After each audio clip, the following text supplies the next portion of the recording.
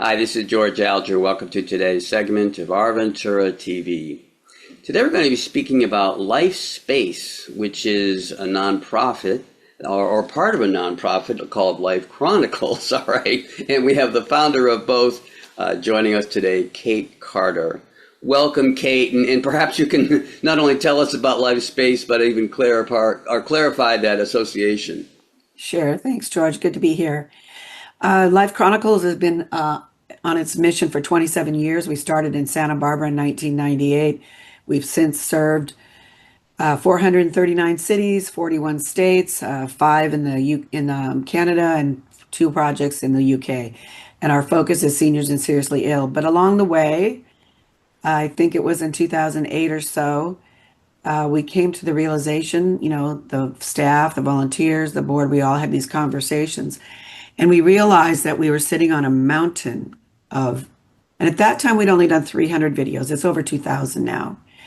But we knew that we were sitting on a mountain of stories that were full of history, stories of overcoming adversity, World War II stories, Great Depression stories, overcoming adversity stories.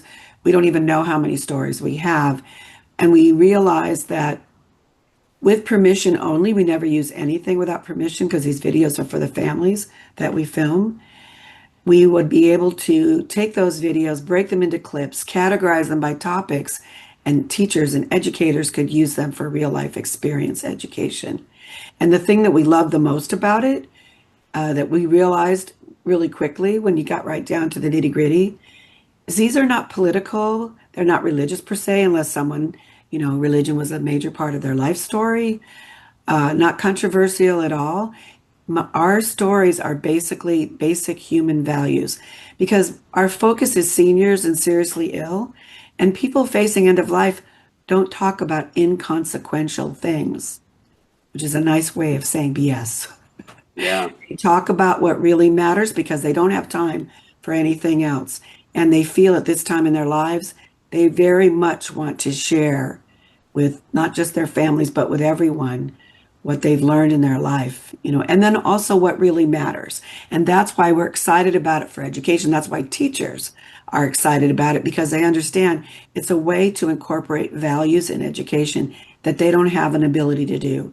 But as teachers, they've said to me, if I was teaching history, I'd say, go to LifeSpace, watch those World War II clips and write a story about it or a paper about it. If I was teaching creative writing, I'd say go to LifeSpace, watch those long-lasting relationship clips and write a paper about it. But what they understand is while they can use it for curriculum, underlying what the kids will experience is basic human values. And many kids aren't being taught basic human values. Yeah, good point. Kate, was there an average length of these videos? Yeah, there is. It's interesting, George. When we first started, they averaged around 40, 45 minutes. But as we continued to do our work, and also a lot of it, I think, is as we learned more as we went along. When we started, we just thought it was all about stories. My friend was going to pass away, her husband had already passed away, and the kids were 16, 13, and 10. And we didn't want the kids to forget these parents, right? But as we continued to do the work and as we listened to the people as we filmed them, which I think is at the heart of how we become what we are, is we could hear things that they needed to talk about before they were gone. So we started helping them into conversations, meaningful conversations with their family and their friends before they were gone. And now I lost my track of where we were what you asked me. Yeah, we were talking about the average length of the Oh, the videos. average length. So that's why they got longer because we started finding avenues, doors that we opened, and they started having these really profound conversations with each other. And you don't have to say much to trigger because people at end of life are thinking about what's happening, what's coming, what we mean to each other, and they usually want to share that. Sometimes their families don't really want them to share because they feel like it means they're giving up. And it's not about giving up. So they average around 2 hours now. I Huh? had a lady that said, oh, I couldn't possibly tell my story in 2 hours. And then we got to the point in the interview where I said, so is there anything that we haven't covered? And she goes, no, I can't think of another thing. How long has it been? 2 hours. It's kind of a magical thing. And believe me, some are much longer. We've had 15 family members show up for filming together, which makes them longer. But we don't really encourage that because then you're talking about a mini series, and who in the future is going to sit and watch 4 hours? Not sure about that. But we also don't tell people they have to stop. Yeah. Now, is LifeSpace, these educational videos available now? No, everything's in process. Excuse me. Partly because we need to raise funding to make that happen, and it's a pretty large sum. And as a nonprofit, it's hard enough, especially right now, and not just Life Chronicles, but all the other nonprofits we have.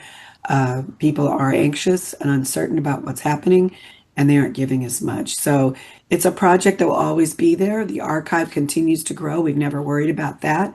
And when the time comes and we're able to raise those funds, we will have even more archive to build this project. Good. Then, as a sort of educational vision here, perhaps from your perspective, could you highlight some of the lessons that you've learned or that have been articulated by some of the subjects? Well, George, when we started, I remember in the early days saying to the board and the founders and the first volunteers, I think there's going to be a thread that runs through all these. Honestly, we did not imagine what Life Chronicles would become when we started. As I said, we thought it was just going to be about memories, but it's evolved. I mean, to the point where USC Keck Medical School has done a white paper on our work because of the therapeutic value of these people sitting down together and having these conversations. But again, I just forgot what you asked me. Sorry. Oh, yeah. Yeah. So because of all of the exposure you've had to these messages, I'm wondering if there are some tidbits you might be able to share. So that was what I was trying to get to, is that I said to everyone, I think there are going to be threads that run through all of this. We don't know what those threads are, but I think they're going to reveal themselves to us. And it didn't take long. And to this day, I think the main thread that runs through all of them is that at the end of life, what matters most is the connections between us. It's not your job, it's not your money, it's not your toys, it's what we mean to each other. That's the most important thing at the end of the day. And for young people volunteering with us, which they have over the years, hundreds of them, gone off to college, written their college essays about their work with us. Harvard wrote to us to tell us how impressed they were with these young people because they knew what we do is profound. It requires maturity and compassion. And they knew these students are special. It's not enough to have a GPA anymore. You have to be a special person for some of these universities to really be excited about accepting you. And so these young people write about the impact on them of watching people facing end of life, their courage, their love. And I've always said too, I think the things that stand out the most in these videos is that it takes courage to do it, because if you're facing end of life, it's courageous to sit down, but people do it because of the great love for the people that they care about. They want them to always remember and know how much they loved them. Very cool. Excuse me. Kate, maybe you could comment on how this has impacted your life since you've been doing this for a while now. Yeah, it definitely has. I came from the corporate world, so the nonprofit world was foreign territory to me. Sometimes it still is. It's a language, a grant language. I don't really speak that language, And we didn't start this with, all these procedures that are expected of nonprofits. We just started doing the work and moved forward. And I've learned so much. People are, generally speaking, really want the same things, no matter your political spectrum. They want the same things. They want safety. They want health. They want food and shelter, for their families. And they're basically very kind. We've had so many people over the years step up and make it possible for us to get to Boston in one day to film a dying mother, saying, here, Katie, here's what you need to pay for those flights. Or I'm going to call and reserve you a bed and breakfast to stay in while you're filming there. And just people have just jumped in time after time. But also I know that I've learned to be careful with my own health, because sometimes the situations can be very tragic, very tragic. I can't even tell you how tragic. And I've had to learn to emotionally separate in a way that I can still serve them, be fully present with them. But when I leave, I need to disconnect, because it's not my journey, it's theirs, and still maintain this feeling of love for these people. And I will tell you too, George, I've never said this in an interview before because I always forget, but one of the things that's always amazed me over the years is how quickly I find myself wanting to reach out and hold their hand or touch their shoulder and just feel such love for them because I'm so moved, like I said, by their courage and their love for their families. It's very moving. I'm invited in at a time when people are hunkering down and they're pushing out most people. It's become this very small circle, at this critical time. And Life Chronicles gets invited into that circle. And it's a spiritual, powerful place to be. Thank you very much, Kate. We're going to wrap up here.